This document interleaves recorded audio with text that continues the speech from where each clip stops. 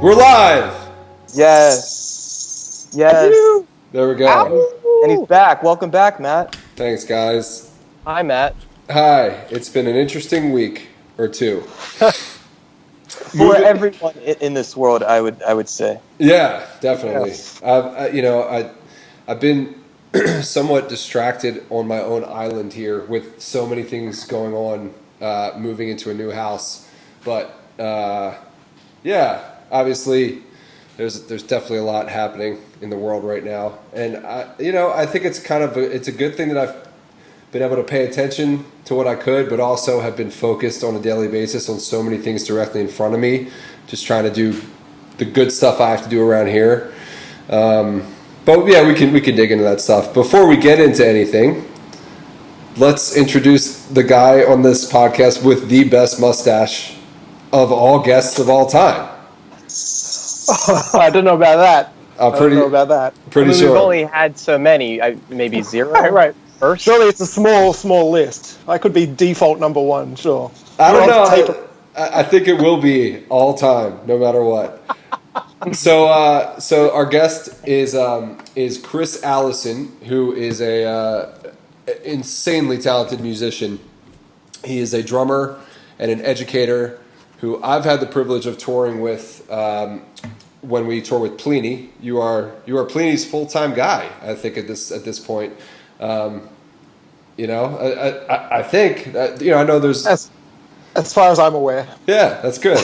But you play in a lot of you've played and I think are involved in a lot of other different musical projects. I know you're, as I said, a very active educator, and it is an honor anytime I get to hang out with you and watch you play drums, because you're absolutely one of my favorite drummers. And we have a number of drummers, I think, in our audience. So if they're not familiar with you, they should look you up, Chris Allison.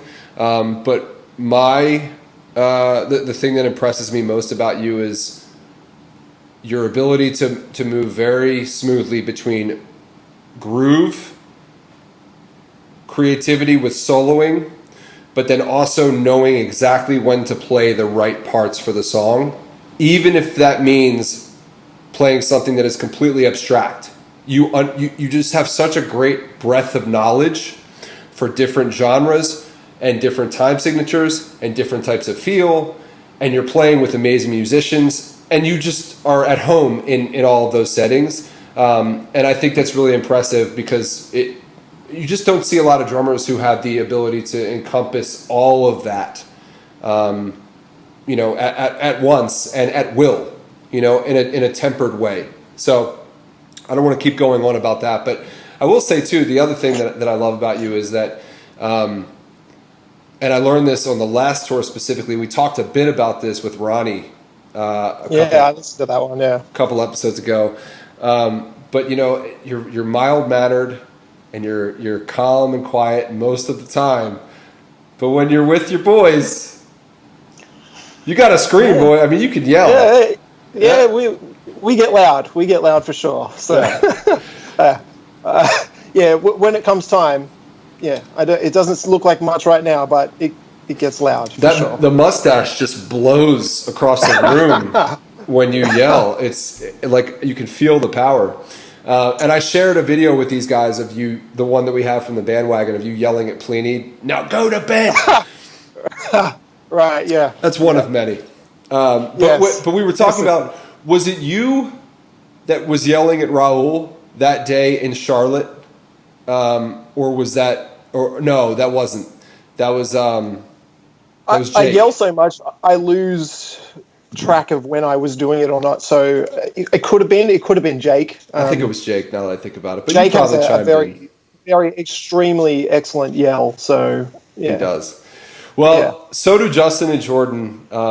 They do a bit of screaming as part of some therapeutic sessions. In our Screamo band. Hell yeah. Jordan. Yeah. Justin, you look like you are a bass player in a Screamo band right now, who also sings backup vocals. That's I am. I'm in Plini. Yes. Screamo band Plini. Anyway, well, so Chris, there's obviously, I mean, there's been a shit ton of stuff happening in the world over the past 3 months. Not even including what's been going on in the world the past week or two. But you and I had a little bit of a chance to kind of talk personally about kind of just your day and how you've sort of adapted to being at home and not really traveling, which is something that's normally part of your life quite often. And our listeners always like to hear about kind of how people, weather the storm, so to speak, how they've adapted and what sort of different behaviors or different, what's the word I'm looking for? Routines, thank you, that they've adopted. So, I'm curious kind of what your day is like, and maybe that's a good place to start, and then we can kind of dig into kind of what's happening with you otherwise and how things are affecting you right now. Yeah, sure. Realistically, my days now aren't all that different from when I'd be home anyway. I don't have a regular job, so I don't have places to be most of the time. So my day will just start with coffee, which I lovingly make every morning, and make sure I take it to my partner, Amy, in bed when she's not working. So do the good boyfriend thing, and then it's just music for the rest of the day, more or less. The only difference at the moment would be I generally like to go to the gym, and I'll do that, 5 to 6 times a week. Normally, at the moment, gyms are still closed here, so that's been the one kind of thing that's changed, I suppose. But realistically, for the most part, nothing has changed in my day-to-day routine. I've still been able to go to my practice space, which has been great. So I can practice drums and I've had a few projects to work on during this time, which has been great, which has really taken my mind off kind of the work that I lost because of COVID. It's looking increasingly like nothing's going to happen for the rest of the year in terms of touring. So the fact that I've had some other projects to keep me busy has been really great, and has helped my motivation in just getting up. Not just giving into it and just going, oh well, the world's screwed, so I'm just not going to do anything. It's been great in just I've got a purpose to get up in the morning. You know what I mean? Like, I think that's what a lot of people seem to miss or lack, is that they don't have a purpose if they can't go to work and if they don't have something they like, a hobby they can do or something. It can kind of feel a bit overwhelming. So, which I totally understand. But thankfully, because of music, I'm able to, get up and get going pretty easily. Even if it's just practicing, like I'm not normally like one to write out much of my practice. Like I know people like Benny Greb talk about doing that all the time. And I think he can recite back to you everything that he's practiced over the last 20 years or whatever, because he's written it all down. But that is not something that I've really done in the past. But I started doing that, and it actually helped with motivation a little bit. So even just with practice, I've found I've been able to see improvements and work on stuff that I've been meaning to work on for a long time, but just haven't had the time because of touring or something like that. So, like I said, realistically, day to day hasn't changed all that much, outside of just I've got a bit fatter. I suppose that's the only difference. So. I have a question for you, man. But first, I want to say, Matt, that was either your dogs wrestling or the shower caving in again. That was the dogs coming down the stairs on the wood floors. And Henry's like 145 pounds now. So you hear them coming. Right. But I think they went to the basement, and then they could just play down there. So that's good. Hell yeah, that's no joke. Yeah. So Chris, I know much of your time prior to this has been spent performing drums and traveling. But I'm just curious, can you kind of like give me a snapshot over the past few years of your life, just so me and others who aren't as familiar with your career can understand like what the rhythms of your life has been as far as time at home and time away performing? Yeah, sure, man. I realistically didn't become like a full-time touring musician until I started playing with Plini at the end of 2017. So prior to that, I was doing more national touring, I suppose, like just doing tours around Australia with various acts. And I was teaching full-time at that time. So I was teaching, 5 to 6 days a week, and then gigs on the weekend. So it was a lot more low key in that kind of sense, I suppose. Like I wasn't away heaps. Gigs were generally. I live in Sydney, so like most of my gigs were in Sydney. Occasionally, I'd be going to Melbourne and Brisbane and whatnot. But it was a much more home kind of centric life, I suppose. But it wasn't until, I think I did a couple of fill-in gigs for Plini at the end of 2017, and I went to Japan shortly after for a tour with another band, Seams, that I play in. And that was kind of, from then on, I've been overseas, most of the year, kind of outside of that. So, that's kind of been it. So I was a full-time teacher, and then once I got the call to join Plini, it wasn't going to be viable to hold on to those students just because a lot of them were kids or teenagers. And at that kind of age, I think it's unfair to just be coming in and out and just being like, hey, I'm going to be away for 8 weeks, and then I'll be back for a week after that, and then I'm heading off again.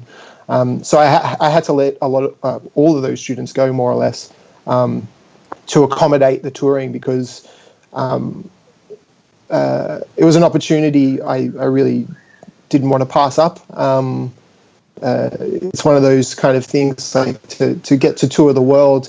It's something when you first pick up sticks or whatever instrument you play, is such a foreign kind of concept of like, I can go play in Italy, or I can go play in England, or, particularly in Australia, we're in the middle of nowhere, where it's difficult to get anywhere other than places in Australia. And even then, like Melbourne is a 10-hour drive from Sydney, 9-10 hour drive from Sydney. It's not like it's different to the States, where you've got 50 states, whereas Australia has more or less the same landmass, but we've got 5 states and 2 territories. So it's very different in that kind of sense. So once I got the call to start touring with Plini full time, I was like, this is what I've kind of worked towards in terms of playing for so long, and so I have to take this opportunity. And if it lasts a year, great.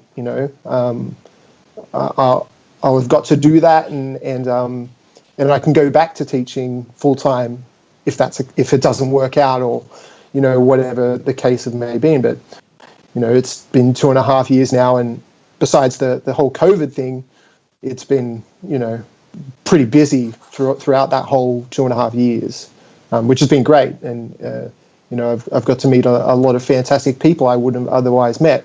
You guys and Matt included, of course, and then any other bands that we've toured with. Like, it's been pretty surreal, to be honest. And I've got to go to a lot of places that I never ever thought I'd go to, like India, China, Russia. that still kind of blows my mind that I've been able to do that. And like, I've been on the Great Wall, and I've been on the Great Wall because I play music. Like, that's so still, yeah, like I said, surreal. Yeah, particularly coming from Australia again, like where it is so difficult to get to other places in the world, and even get, to a certain degree, getting your music heard, just because. And it's not my music; it's obviously Plini's music, but he's also in just as lucky a space. And I don't mean to say there's no hard work and talent or anything behind it, but there is an element of luck. We've all. Well, I've been in 10 trillion bands over my career, and some of them have had a certain level of success, others have not. But to have the level of success that he's had is, and from a pretty young age, is pretty remarkable. So again, it was just, I had to jump at that opportunity, because, yeah, well, who wouldn't? What's interesting about what you just said about Plini, obviously, I mean, his music's awesome. I love his writing. I think it's great, but there's something to be said too about the chemistry that all of you guys have together when you're together. It doesn't ever seem to me like it's just like Plini as a solo artist with a band that he's hired. It's very much a band, like a unit. Sure. And I think it's definitely that there's some magic to that allows you guys to tour as much as you do, to go out with bands that you guys have been out with, to get the opportunities you do. I mean, everybody in the band who tours with you is a great person, is fun to be around, knows how to be professional. It just works really well. So I think there might be some luck involved. Hey, Henry, no, my dog's trying to attack my cat. It's a madhouse here.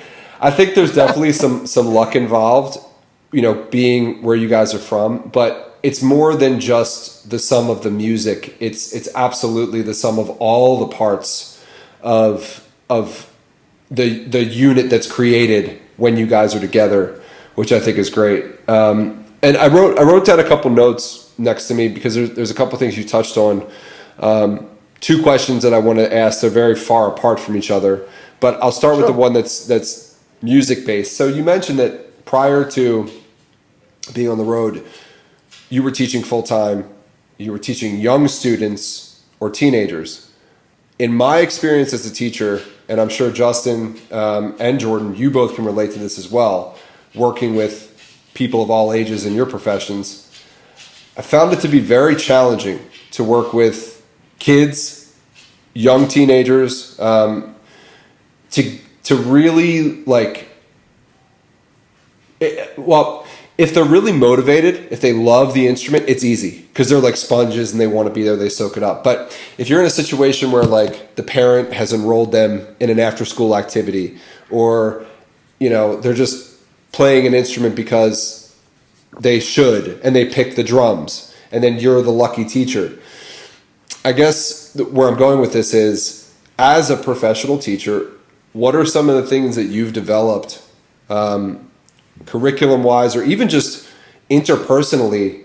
How do you approach a student of any age, or I should say of a young age, that is a bit more challenging, either in terms of just attention span, because they're very young, or they don't necessarily want to be there, but their parents want them there, or they're just kind of testing the waters? I'm sure you've encountered those scenarios. Oh, yeah. So I'm curious what your approach is to that. And then, Jordan, obviously you teaching drums as well. I would imagine you've tackled that as well. So it'd be cool to talk about that. But yeah, Chris, I'm curious to hear what you have to say. Yeah, man. I think the thing I learned pretty quickly with that is, and it seems obvious, but sometimes it's not until you see the obvious that you understand that it is obvious. But every person is different, so everyone learns completely differently.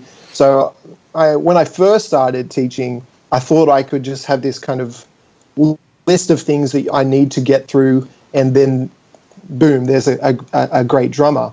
I quickly learned that no, the way I learn is completely different to how everyone else does. You know, I was relating everything to my experience,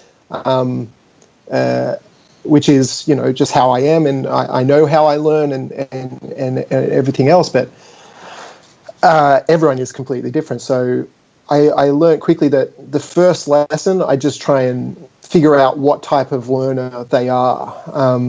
Particularly with young kids, I found that some kids just wanted to make as much noise as possible, and just have a lot of fun. And they didn't, you know, I had a lot of young students that'd be like, oh, so what, do you listen to any music? And they'd be like, no. I was like, okay, well, I can't relate to that, because I started playing drums because I was listening to music, not because I saw the drums and went, I want to do that. What is music? I don't know what music is, but I want to play the drums. It was just a very different mindset. So the thing that I really did was just I tried to make the lessons as fun, as enjoyable as possible. I didn't, particularly with the younger kids, I wasn't drilling rudiments or anything really in particular like that. I just wanted to make sure that they had just having the fundamentals down, holding the stick as correctly as they can, but not beating down on them if their pinky comes out or if they're doing something that they shouldn't be doing. I just want to make sure that they're having fun playing the drums. And if they want to become a professional drummer later, they can figure that out later. But it's really just enjoying the instrument, which is, I'm sure for anyone that's ever picked up an instrument, the first reason you pick it up is to have fun or because it looks fun. I try to never kind of forget that.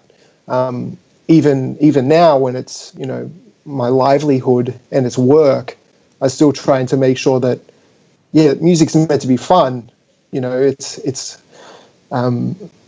so I try and relay that as much as I can. And, you know, if it's just a matter of, hey, you don't really know much about music, you don't know anything except for the music of Minecraft or you know, some video game that they play,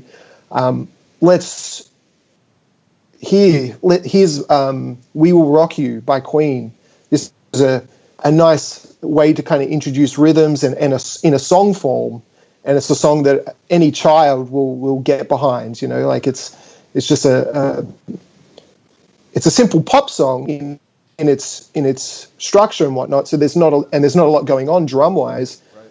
But they play that and they feel like $1 million because, oh my God, I played a song, and it's a song they probably heard as well. You know, We Will Rock You. It's pretty ubiquitous around the world. And it's a percussion-driven song.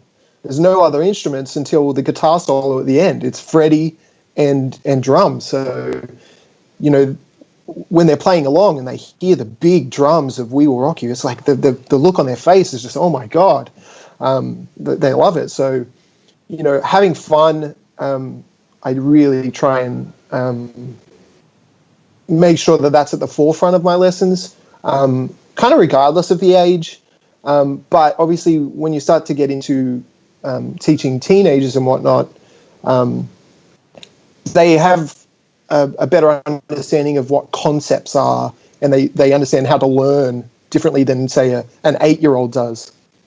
So then I found that, you know, once I started teaching kids, like teenagers, you know, 12, 13, 14, I could start to kind of hone in on certain aspects of playing rather than I could get more serious, basically, I suppose, and start talking about technique and how to approach learning songs and approach playing music rather than playing drums as well, if that makes sense.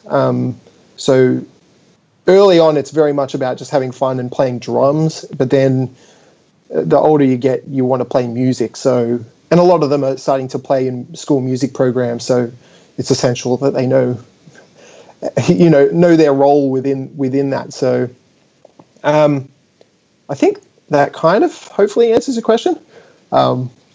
Yeah, well, it Yeah. does. And the thing that I like about it is the fun aspect. But like, I think, Jordan, I'm going to tee this up to you because it's literally like what you focused your whole career on is like getting people involved in an ensemble with rhythm to make them feel part of something, to help communicate feelings, emotions, excitement, and maybe even exposing them to something like a new instrument that they can then take up beyond that. But I don't know. As you were talking about that, Chris, I just like was thinking about Jordan and how that is what you do with Beatwell. Essentially, you get people to play together, whether they play or not.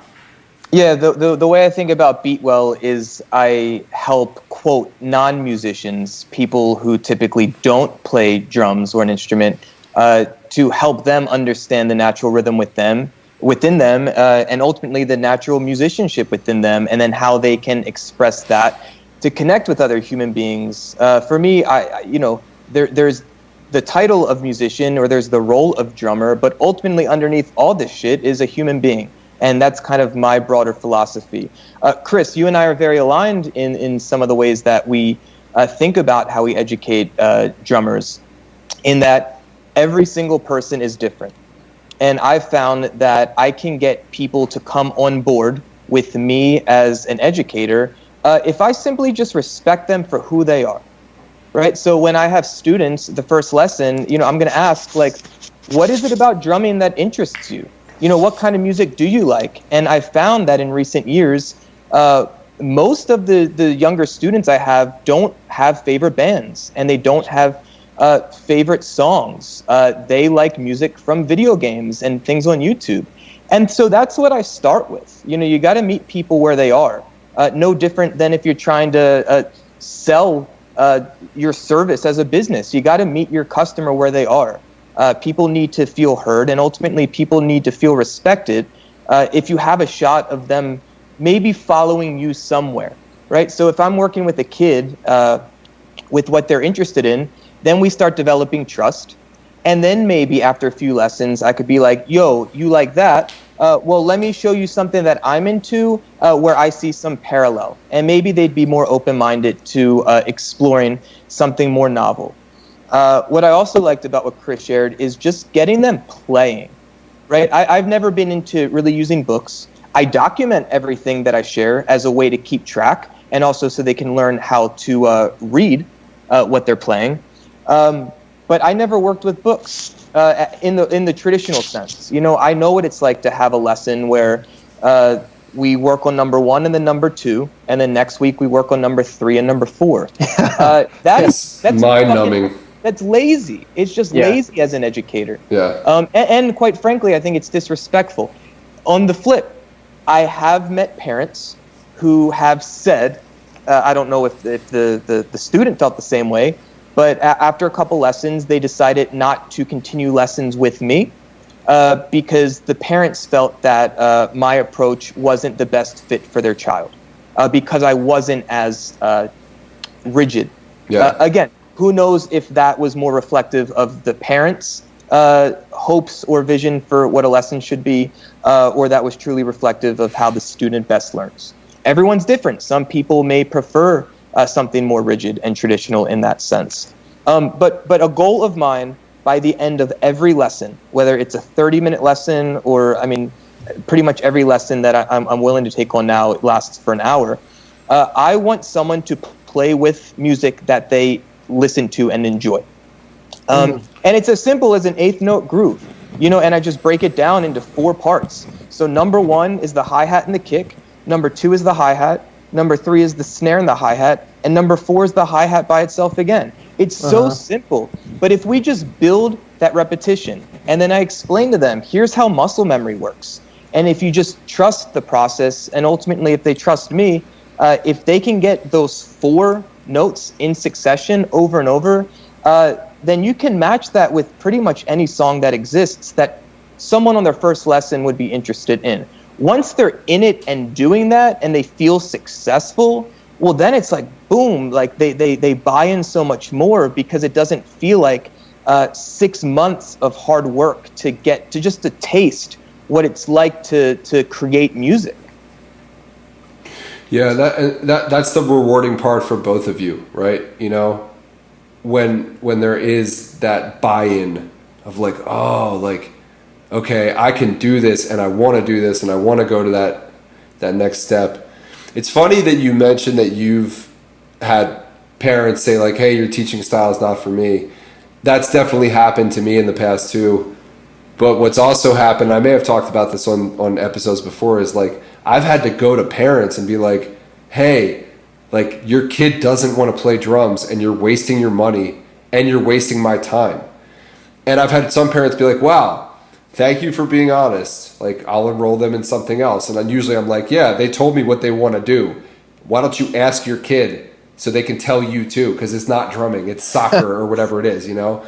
But then I've also had parents be like, yeah, I appreciate it, but how about I pay you $20 more an hour and you continue to work with my son for the rest of the year this day, because I want to be able to sit back and have a moment of peace while you're dealing with my maniac child. Babysitting. It essentially is. And like with there's been a couple students like that over time. One of whom I think I talked about, but like I've had to bargain with, like, all right, let's do 10 minutes of playing, and then we could do 10 minutes of like whatever game you want to go play. You know, we'll go play. And you know what? That's fine. One of my favorite students, I mean, he's now early in college. I started with him when he was 6, and wow. And he exhibited behaviors that, you know, some would say are ADHD, and some psychiatrists would put him on medicine when he was 6. I think his parents were smart enough to realize, hey, we're going to homeschool him for right now. But I kept him on a really long leash. So, I mean, he was just trying to get as much energy out.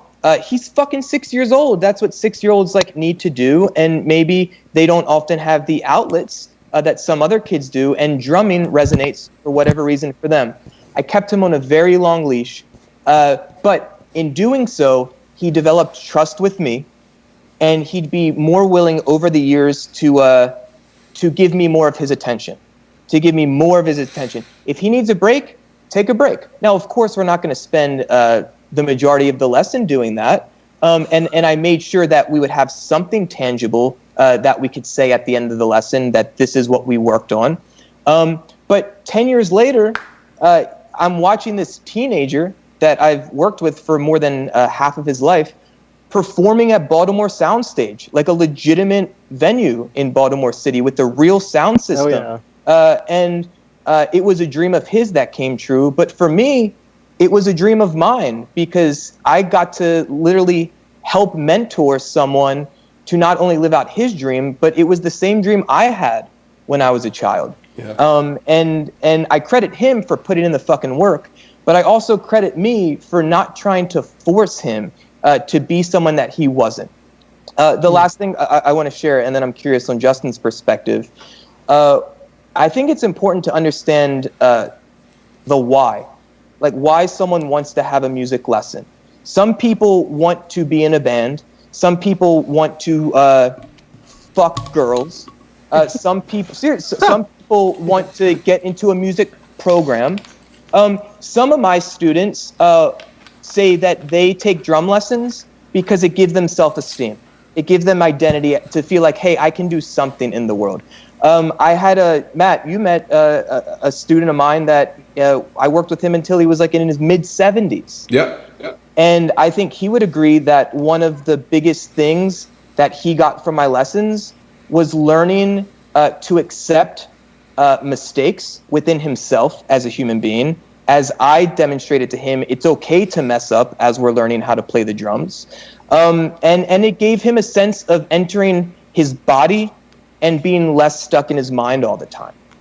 And as a licensed psychotherapist, I often get drum set students or guitar students because they're on the autism spectrum, or they have been diagnosed with attention issues. And I realize most of these students don't care about getting on stage, and most of them don't even care about writing their own songs. But the drums can be a means of, again, these greater opportunities for growth as a human being underneath the identity of drummer? I think back from 5 years old, and Jordan and I being brothers, our parents signed us up for piano lessons, and they would, I'm riding my bike, come inside, middle C with the thumb, right? And I was fucking horrible. I was horrible. Jordan could play a whole song. And Chris, to your point about this idea of the power of playing a song, it was also really devastating to not be able to play anything, but to be spending all this time doing it. And we had this very classic lady who came over, the piano teacher in the neighborhood kind of thing, and she would teach us, but I don't think she did or put the time into meeting us where we were. Because for me, I was 5. I have no idea where I was. No idea where I was. And it's really inspiring and I'm sitting here smiling, just thinking about when I've watched Jordan give lessons, and look, Matt and I have been there for a lot of them where we're training in the other side of the basement and Jordan's in giving a lesson. And what's really wonderful is even though you're here for a drum lesson, there's a piano, there's a guitar, there are these other pieces that you can kind of tactile go touch and play, and it's still rhythm. You can still play with 2 fingers and do some kind of roll or play an 8th note, a 16th bar, whatever it may be, but it's like this instant kind of gratitude or instant gratification rather, where just like when you hit a drum, you can just hit the drum and you go, oh, I got it, I made a sound, this is really cool. Whereas piano was instant, but making a cool sound was really tough to do. And then when we switched to guitar and bass, it was the kind of the same thing. But it really, look, it took the right teacher for me to make a connection, for me to then take those lessons into teaching, in life and what I do, where they said, well, what are you into? What kind of, gets you going these days? At 9 years old, I wasn't really sure, but I knew Limp Bizkit was getting me going, Korn was getting me going. So for them to just say oh, let me try my best to teach you how to play these songs. So when you go home, you feel really good. At the end of the lesson, just if I'm training someone or if I'm working with someone in nutrition, I want them to leave feeling good. Yep. And ultimately, if I can give them one nugget of value or one good piece of advice that they leave and they keep kind of thinking about man, that was awesome. If I can play 4 notes, this one little intro to this song, I'm on cloud 9. And I think a lot of people go with this cookie cutter because maybe that's how they were taught. And I have empathy for people like that, hey, today you're going to put the book on the little stand and you're going to play number 1. And that number 1 might not feel good to you, but this is how I teach. Sure. And I'm not going to really pivot from that. And I think it's really, of course, it's really unfortunate when I've watched Jordan have, and maybe I'm thinking about the same student that he was talking about, but literally where he's had a student come in and it's just play. And maybe right now you're going to play the bass and Jordan's just going to play the drums, and whatever comes out, let's just go for it. And then fast forward maybe 15 years later and we go and see one of his students' bands, and the two of us are looking at each other dude, are you kidding? This is phenomenal. It is so fantastic. And I think as a teacher, as a person, there's no better gift, and actually with that thought process, Chris, I'm curious, have you had those moments as a teacher? And I also just wanted to say quickly that I went and I watched some of your teaching, and I think there's this really endearing, lovely quality about you as a human being that I think is a really, really important, these really important traits that you have that I think is really inviting and brings people in. So I could see why people would go to you and feel naturally comfortable to maybe open up and tell them who they are and what they're looking for. And I see that being great qualities in you as a teacher. Oh, well, thank you, man. I appreciate that. Yeah, I think to your question, funnily enough, a more recent kind of example, Plini, Simon Grove, who plays bass for Plini, and myself were invited to teach at a music camp in the Czech Republic, maybe two years ago, roughly. And, we can say what we will about the camp itself and maybe the organization behind it, but the most gratifying thing was we we were put in like an ensemble. Okay, so Plini and I got paired up, and we got put with a bunch of students who would, of varying ages from around the Czech Republic, and we had to write a song with them to perform at the end of the week. And I think we had, actually it wasn't a week. I think it was like three days to put together this song, and the idea was to write the song collectively. It wasn't like, okay, well, Plini and I, the professional musicians, we're going to write everything and tell you guys what to do. It was very much like we were a band, and it was a very democratic kind of thing. And, we started off and it was kind of like, oh, we're getting to know each other a lot. And it was kind of fast tracked in this kind of way. But, getting up and playing that song at the end of that and seeing how much more confident the guys had gotten that were in the band, like, to them it was like, oh my God, we're playing with these professional musicians and we're kind of hanging, you know what I mean? It's not like we treated them as equals. It wasn't, we're above them or anything like that. So to see from where they started off on the first day to where they ended up when we performed, it was fairly amazing. Like, particularly the bass player, he was just focused on getting better the whole time, and even just in that 3 to 4 days, like he just became, like, we were just like, oh my God, like MVP right there, and getting up and being able to play with those guys and to see that growth, like, that is a very shorter example of Jordan getting to see that his student after he's been teaching, like you said, over half his life. You've been a part of his life, and getting to see that growth in him and be part of that growth as well. It can't not be something that you take on board and something to be proud of, just as much as they're proud to, you're proud of them.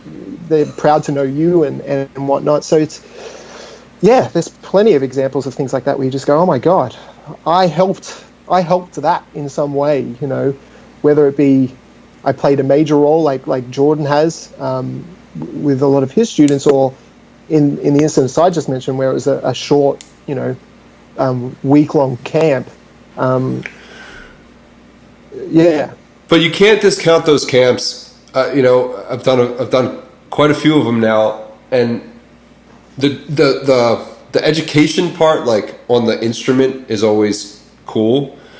But I would imagine for you too, during that camp, you probably had a lot of time at meals, after lessons, hang time, where the real education and bonding takes place. And that's why I'm thinking on my toes here, but that is why I really enjoy the community that has been built around this podcast, because we have the episodes, of course, which are like, the focused work to some degree, but there's so much other conversation, and there's so much other moments of learning and growth that I've seen occur, either in the group or in outside conversations that I've had with people personally and you guys have had. And that's the beauty of any sort of interaction with a group of people, small or big, that has a sort of a like-minded focus or a like-minded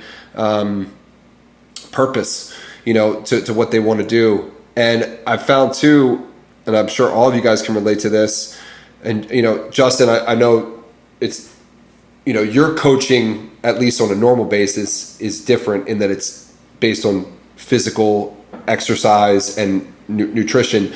However, I know personally from talking to you about it, there's a number of clients that you have that have definitely transcended into way more than just teaching them how to have proper form and eat well.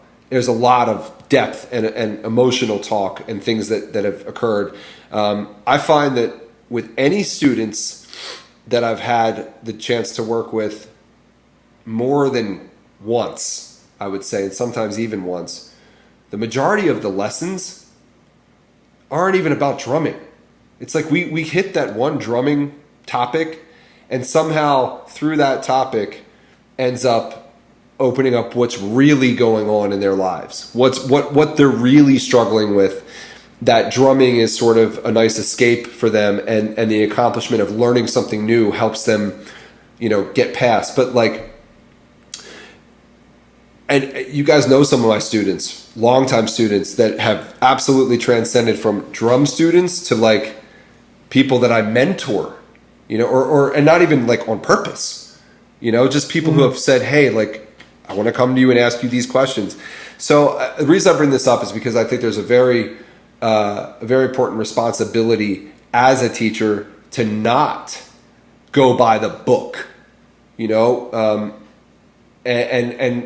to be open-minded, because so much of teaching isn't giving information to somebody else. It's actually listening to how you can sort of help that person go in the right direction. And it's just little pushes here and there. And if you need to show examples or talk about topics or concepts, you can. But so much of it is trying to figure out, okay, what is this person going through? Where are they coming from? What has shaped their personality and their interests? How do they learn? Like you said before, Chris, and just being ready to accept that. And the point that I'm getting to here, beyond the podcast and beyond everything else, is teaching so many different people over the past bunch of years, I think has, if I really think about it, it's really contributed to my ability, when I exercise it, to be a better listener and to be more empathetic where I need to be with understanding people. And I always tell my students, if you want to be a better drummer or a better bandmate or just in a better relationship, teach. Go, but do it the right way. Go work with somebody who needs help and find out what they need help with and see if you can push them in the right direction. Don't just teach the things that you were taught exactly. They always say if you can explain something to somebody, that's the best way to learn it yourself. But beyond, or I should say before explaining something to somebody, you have to know how to explain it and in what way it's actually going to connect. And that just really, again, it transcends music or lessons, or it's interpersonal, right? It's relationships. It's how we deal with each other. It's how we learn on a daily basis from our partners or our bandmates or our friends. And just one sec, the three of us, Chris, me, Jordan, and Justin, had a call the other day where we were sort of talking about hey, how do we want to approach addressing the state of the world right now, because it's not something that we just can a rock we can leave unturned. And I don't know if I would have felt as comfortable expressing to them my personal feelings about it, because it's not something that I typically talk about publicly. If there wasn't a real sense of trust that's been developed over the years, that's come from listening to them. By listening to them, I've learned who they are as people, and I trust that I can speak my mind clearly about any topic, and there won't be judgment on that other end of it, in any way. And so I guess my point is, it's through teaching, you learn how to listen, and through listening, you learn how to be a better person interacting with other people. And we talk about listening a lot on this podcast because it's a very hard skill to use correctly. We hear shit all day, but how often do you really listen and put your focus and your presence into listening to where you're retaining and processing and not just shooting something back, which I'm certainly guilty of a lot of the time. I really have to check myself. But again, these podcasts are exercises in focus and presence and being here right now, which is why another reason why I love doing them so much on a weekly basis. But anyway, I brought up teaching because I know that's something that you have a lot of experience with, that we all have a lot of experience with. And I think there are some really important lessons underlying at the foundation of teaching that everybody listening here, even if they're not a drum teacher or a music teacher or whatever, can take away, because every day you're sharing with somebody else, and you can't have one answer for everybody in the world. And you also can't expect the same things from everybody in the world. And, you kind of have to step back and try to figure out what the best way to approach somebody is. Here's the last thing I'll say, and I want to turn it over. I was talking about this when we started the podcast today. There's been some things with the new house that I've been frustrated about with our builder.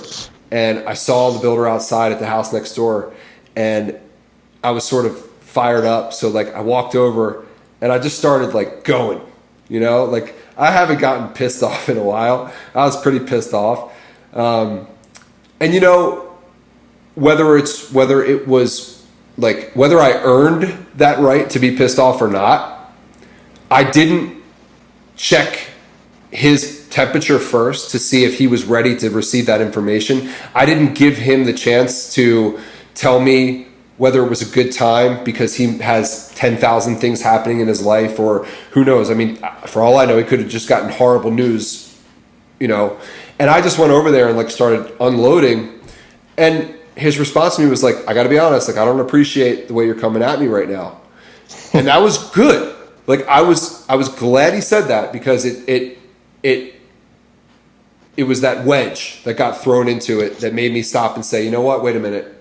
And it was a very quick thing in my mind, but I was like, you know what? I'm not practicing what I preach. I'm not being a good listener. I'm not approaching somebody the way that I tell people to approach people, approach others. Let me take a step back. And I apologize. I said, you know what? I'm sorry. I'm heated up. This is not directed at you. Let me start over. If it's cool, I want to share with you what I'm feeling. And then what's cool is I got a message from, we texted a little bit, and then I got a message from them. It was like, hey, I just wanted to know, you've been a great customer. We'll take care of things for you. I appreciate the follow-up that you did today. So there's a lesson there. It's you might not get it right the first time, but it's never too late to stop in your tracks and say, you know what, wait a minute, I'm going about this wrong. Let me take a step back here and start over if you'll let me, So I just thought that was an important lesson, and it's something, again, that I think can tie to my experience as an educator and teacher and somebody who's dealing with all sorts of personalities. So that's what I got.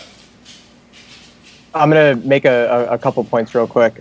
Matt, with that, again, I think that just goes back to meeting people where they are. And of course, if you walk into a situation like a new student coming to you and you are just unsure, of course, it's always great to ask first, right? Yeah. And then it's really important, something we talk about all the time, is creating that space, so that whether it's a very intimate relationship or this kind of relationship, a business relationship, something of that nature, where it's important to create the space so that both feel comfortable in it, so that you can, go out and say what you want to say, speak your truth, right? Yeah. I think levity is important in really heated moments. So I just wanted to ask quickly, were you wearing a mask? No, neither of us were wearing a mask. Right. See, look how quickly, 8 weeks ago, Matt Halpern would have been like, I can't go out the house. I got to put, goggles on and a bee suit, the whole nine, and get the stuff to spray to distract the bee, this guy, to go ask him or tell him how you were feeling. But yeah. Look, nonetheless. I was 6 feet away, though, so that's good. Did you bring a ruler? Well, no, he was in his car and I was on the other side of his vehicle. He's got a big wide truck, and I wasn't touching it or leaning on it. Did you lay down? You're you're right there. It was, yeah, you could have laid me between he and myself, and we wouldn't have touched. So that's good. Okay. Just making sure as your friend. All good. Chris, something that you brought up earlier was that I think you said 2017 was when you started touring full time. Mm-hmm. So that, I'm sure there was a big adapting kind of period of your normal life at home to now you're kind of full on the road, relationships change, your morning coffee routine may have changed. I'm curious, is there one or two maybe key things, variables that stick out from what you learned adapting then to what you were able to then apply to when the coronavirus hit, what's going on now? I'm curious if you could kind of reflect on that and let us know, is there something you learned then that you're applying now? And I just want to know, are you working out at home? Are you still getting it in? Just want to know. To your last question, no, I've embraced being lazy in that kind of sense. Fair. I'm generally I'm generally pretty, when I'm in workout mode, like I'm pretty hardcore with it, I suppose, in the sense that I'm literally there 6 days a week, same time. Like I get in a pretty, when I'm in a routine with it, that routine, nothing kind of breaks it. And I've in the past, I've thought maybe I'm like a bit obsessive with this, in terms of like if I don't get to go at that certain time, I feel kind of weird about it. Like it's almost like it's like an OCD. Like I don't think I'm really an OCD type of person, but if I don't get that in, I get really hard on myself and I feel weird about it. So a couple of years ago, I kind of took a step back and was like, okay, I don't have a healthy relationship with exercise,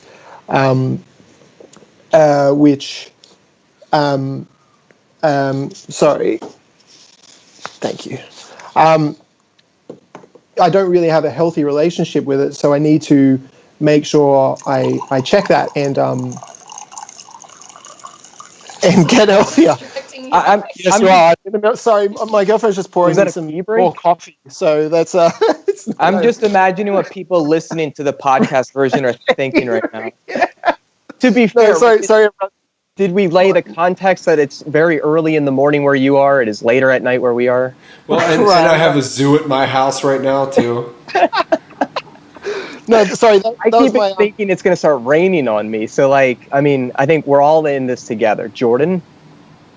I got these fake ass trees. I'm good right now. You are, yeah. You're set. It's quiet there. That's good. Sorry about that. Yeah. Go on. So I've learned to just not be as hard on myself about that sort of stuff. So I've kind of just, in this time, I really enjoy the gym environment of just being in there and just, I have one purpose for being there, and it's not anything else other than trying to get fit or get stronger. Like most of the training that I do is strength training. So that's my focus when I'm there. I'm not like a big cardio kind of guy most of the time. So I've learned that to just be a bit kinder on myself and not worry too much about it. Gyms are reopening here, I think, next week, which is, they've been closed now for it's probably around three months, I suppose. So I know as soon as they open back up, I'll be in there. So I haven't been very, very strict with myself, which is probably not the best thing to do. But I'm looking at rather than just physical health, it's also like a mental health kind of aspect where I know I can go a little bit overboard with things. So to answer your question, no, the only exercise I've been doing is walking to my studio most days, which is a half an hour walk, which is nice, and I really enjoy that. But that's been more or less my exercise routine. My sister, who is a personal trainer, would not be pleased to hear that, but it is what it is, I suppose. It may be better than most people who are sedentary and might not do anything, right? So, I mean, look, your average person, if they're not doing something, get up and pick a spot over there and walk to it. Yeah. Like, that's a movement practice. It doesn't have to, look, I have a very all or nothing approach to a lot of things. So I'm right there with you that if I don't feel like I have enough time to go get it in, then I might not go for that workout. But, then we start to have that conversation with ourselves of look, maybe 15 minutes is still better than nothing. So just if I just pick a spot over there, but I mean, look, you're walking a half an hour. That's real. Give yourself some credit for that, for sure. Your sister would be proud. Yeah, well, yeah, she's pretty hardline with it too. So maybe not. But anyway, but no, to your other question, the going from no from very little, touring to a lot of touring was a big change. Like I've been with my partner Amy for 11 years now, so she obviously knew going into the relationship that I was a musician, but I wasn't touring anywhere near as much as I was now. So when the Plini offered me, at least a year's worth of touring, which began at the very beginning of 2018, I said, man, I'm in, but I'm going to check with Amy first, because if she's not cool with it, then I'm kind of not. I won't do it. Just because we've built a life together, and we've been living together for 9 years now, I guess, more or less. So I wanted to make sure that she was fine with it, and like I said, if she had have said no, then I wouldn't be here having this conversation now. You know what I mean? And that was fine. Like I was happy if that's the way it was going to be. Then I was still playing music a lot at home. I was still teaching a lot. Like it's not like I was giving up the drums or music, but she was, of course, very supportive and very, very stoked for me that I was going to get to experience this, and I think she said more or less something like, "This is what you've been working towards." So that was a big change, and that took a lot of adapting, just maintaining that relationship, well, my relationship with her, whilst being away. I think the first year, like in 2018, I was more or less gone the whole year. We did a tour of India in February. We did 7 weeks in the US through April and May. In March, we recorded drums for Plini's Sunhead EP. Then we got home from the US, and then 10 days later, we were in Europe for, I think 4 weeks. Came home for a month, went back to Europe for 3 weeks, was home for a month, toured Australia. You guys do so much flying and traveling; it's insane. It really is. Well, yeah, and then we ended the year in Europe for, I think, 5 to 6 weeks. So, that was a big change. Like, yeah, literally going from occasional travel to I'm just not there the whole time. Like that took a lot of adapting on both of our parts. Like she was used to having me around all the time, and she had to adapt her life to not having me around. I think one thing that probably helped her was she started studying at the beginning of 2018. So that kind of she was able to stay a little bit preoccupied with that. But just the communication thing, that was the hardest part for me. I'm not really like a big phone guy. Like I obviously have a phone, but I try not to spend all my time on it, which is not great. It's great in some ways, but it's also not great in other ways. So it's not great when you're halfway across the world and you have to keep a relationship going smoothly. Yeah, for sure. Yeah, it's a different skill. It's a skill you have to develop, actually. Totally, 100%. And I'm not saying I've perfected it now, but I'd like to think that I've gotten better with it. And yeah, I think that first tour in India, that was pretty rough. We were only gone for, I think it was 10 days all up, so it wasn't super long. But then the 7-week tour of the US, straight into Europe for, like, I was gone for 3 months. Like that was the biggest test. I was home for 10 days in the middle of that, but pretty sure she got really sick during that time. So it wasn't like we were roaming around the city having a great time together. It's like, oh, well, you're unwell. We've got to make sure you stay well and whatnot. We went to see Solange play at the Sydney Opera House, and it was unreal. I still maintain it was one of the best gigs I've ever seen, but she was sick through the whole time. So my experience of it was a lot better than hers. And so that was a lot to adapt to, is just that change of not waking up, next to someone to say, every day. Like I said, we were used to that routine, and then that's just broken. And it was hard for me as well. Of course,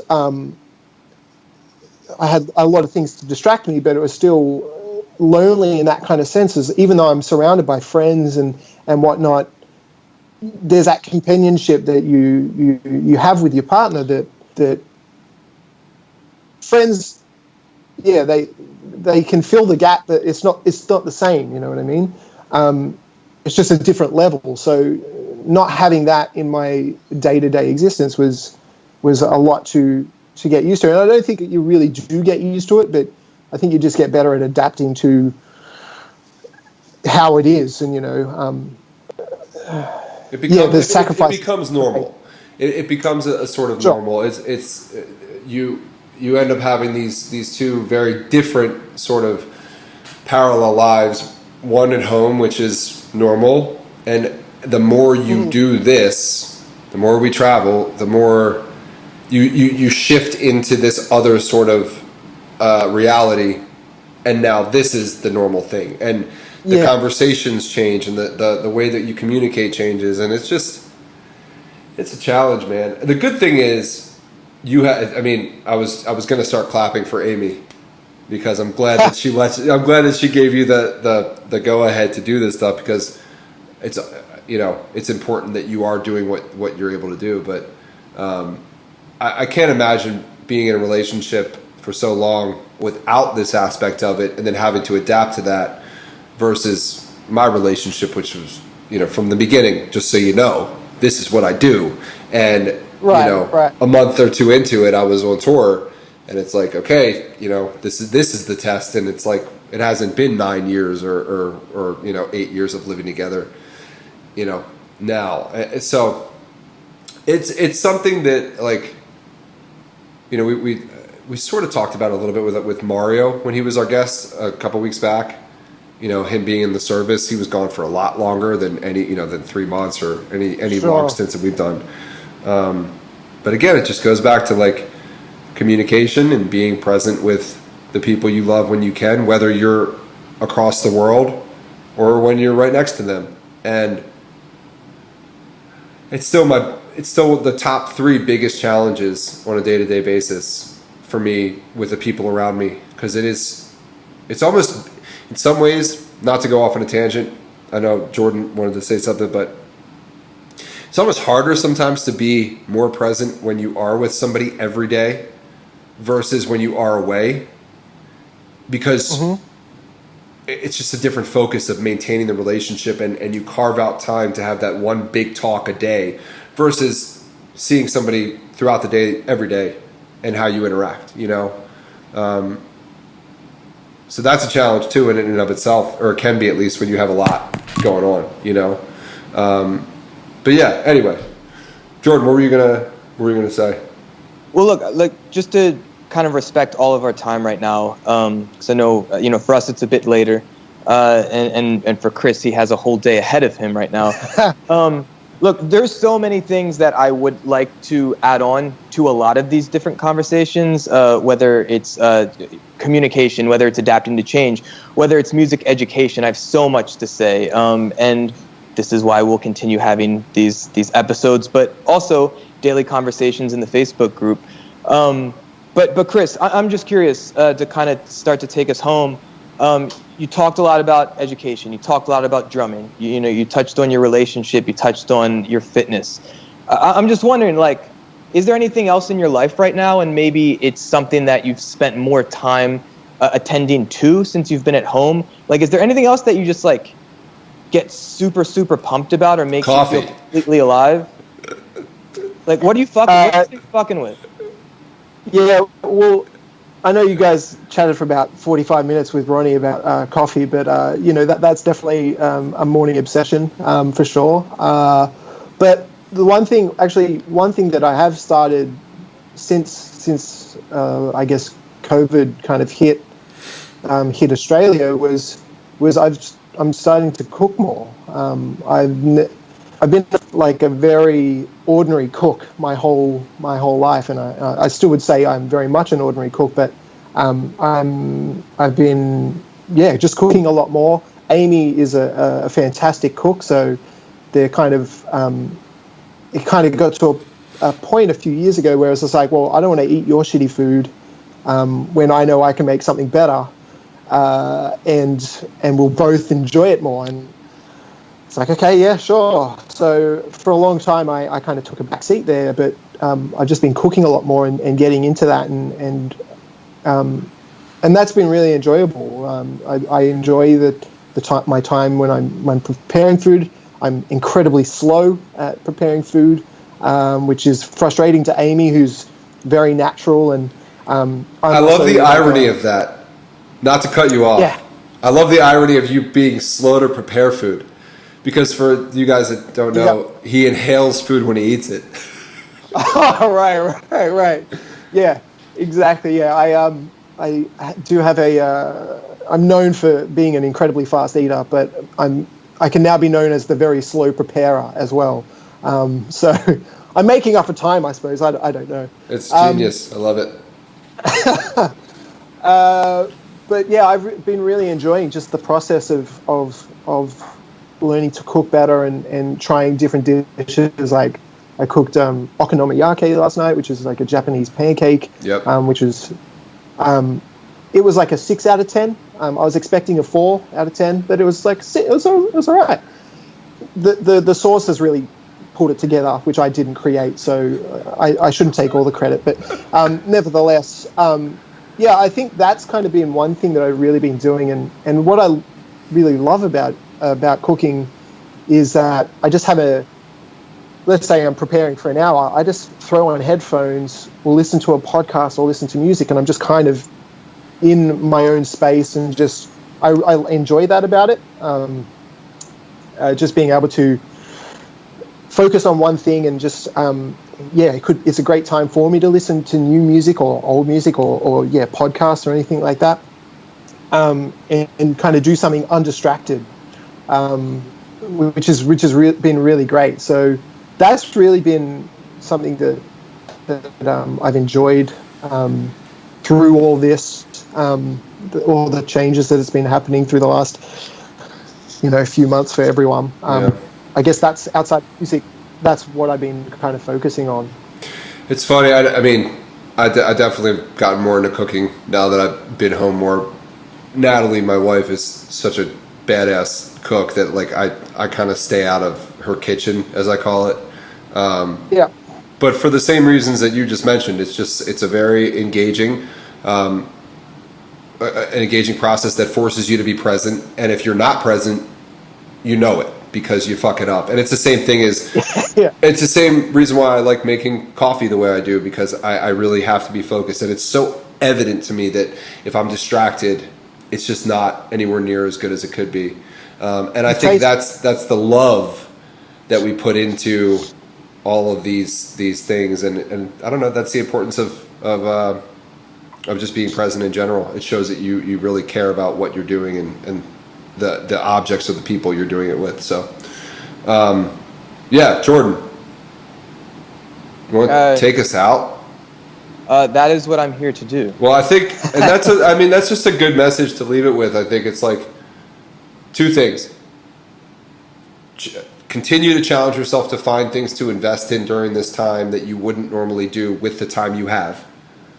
And do it with presence, and then learn how to apply that presence to all of the other things and interactions that you have, because it will make your life and hopefully others better, especially when it comes to cooking food, because nobody wants to eat a shit meal that you didn't pay attention to cooking. So there you go. Yep.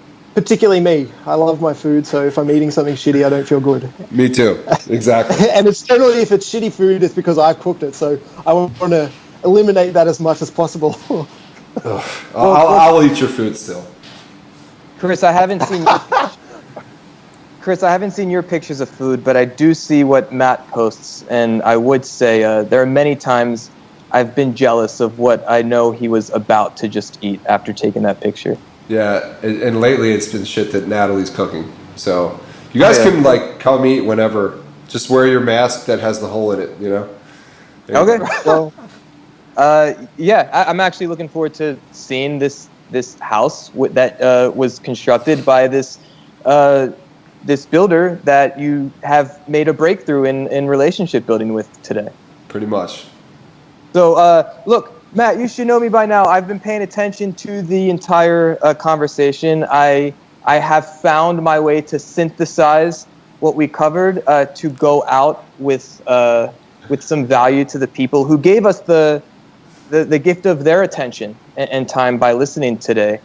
But first, I want to say, Chris, it was really incredible to meet you. I sincerely like you, dude. Like, Matt has the best friends. I'm telling you, like, it's really, really lovely to be able to get to meet and hang and instantly feel a nice connection with so many different people as far away as Australia. So thank you, Chris, for being here and giving us your time so early in your morning.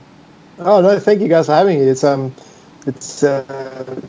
pretty wild to be on here with you guys. Again, it just comes back to that whole thing that I mentioned earlier of the whole everything being surreal about what's happened with my career over the last couple of years. So I remember listening to this podcast when you were originally doing it in around 2017, and a friend of mine, he was like, "Oh man, you got to listen to the Benny episode." Yeah, 100%. I was like, "Okay, cool." And then that was the first one I checked out, and then to think that a couple of years later I'm actually on it is kind of weird. So thank you guys for doing it first and foremost, but then for also having me. It's been a pleasure chatting to all you guys. Anytime, man. Yeah, thanks, man. Thank you. And I personally would love to continue the conversation. It would be cool in the future to have you back again. But as I plug the Facebook group, facebook.com/groups/chocolate croissants, I would also welcome you to be a part of that community as well. Absolutely, man.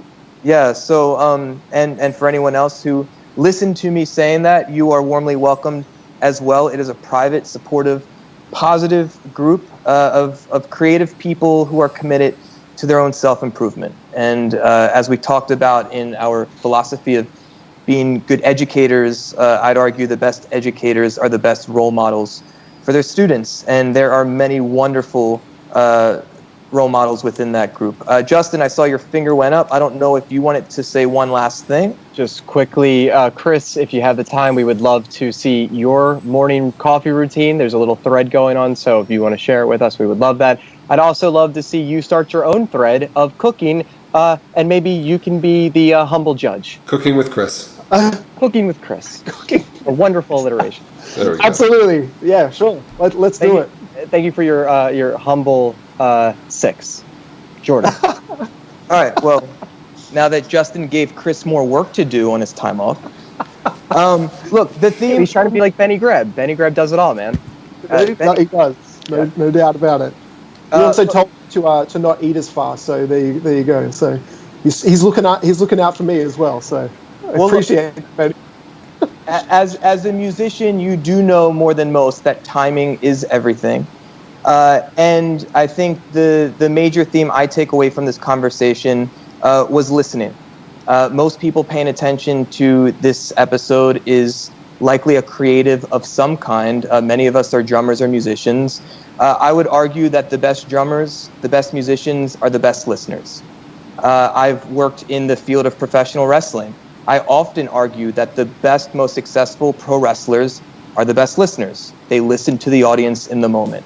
I would also argue that the most successful human beings, more generally, are the best listeners. And listening goes far beyond what you hear.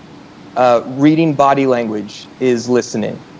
Paying attention to the climate of the culture is listening. It's being in rhythm with whomever you're interacting with. Many of us know quite plainly right now that the black community certainly deserves more listening right now. And if you're going on tour, then your mate, you got to be listening to them too. So if you take anything from this conversation, I hope it's to become a better listener and to perhaps understand that listening can be a bit broader than what many of us have in mind. that is how I'm going to go out on this episode. Chris, thanks again. Justin, Matt, thank you for joining me as well. We are on a streak of wonderful conversations and wonderful episodes that I feel more grateful to have been a part of. We will see you all in the Facebook group. And until next time, I'd ask that you be kind to yourself and listen to these bells. And then I'm going to say bye-bye.